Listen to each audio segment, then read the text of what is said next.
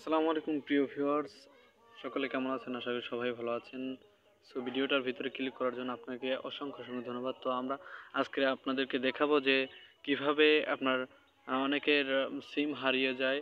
সিম হারানোর পরও আপনার আপনার নাম্বার সেভ থাকবে আপনার ফোনে। সো সেটা হচ্ছে আমাদের জিমেইলের মাধ্যমে। তো সেভ করার সময় আপনার জিমেইল সেভ করতে হবে। সো কিভাবে করবেন একটু দেখাচ্ছি।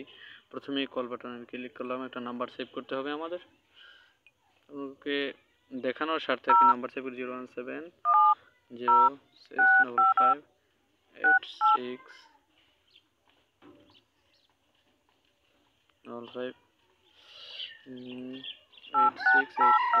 সো এটা আমরা সেভ করব। সেভ করার জন্য আপনার অ্যাড টু কন্ট্যাক্টে ক্লিক করতে হবে।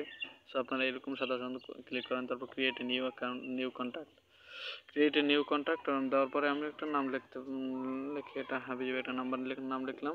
তো নেক্সটে আপনার এইখানে আপনার ইমেলটা যুক্ত করতে পারেন, ঠিক আছে? আপনার এই ফিক্সড মোবাইল ফিক্সড নাম্বার, ঠিক আছে? সো তারপরে আপনি এখানে ইমেইল একটা অপশন আছে। আপনার অ্যান্ড্রয়েড ফোন যারা চালান তাদের জন্য এই ভিডিওটা।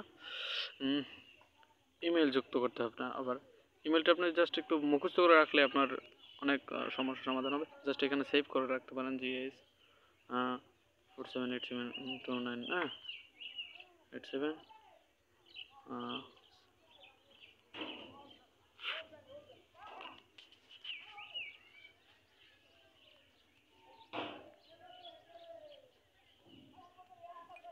হ্যাঁ, দেখতে পাচ্ছেন।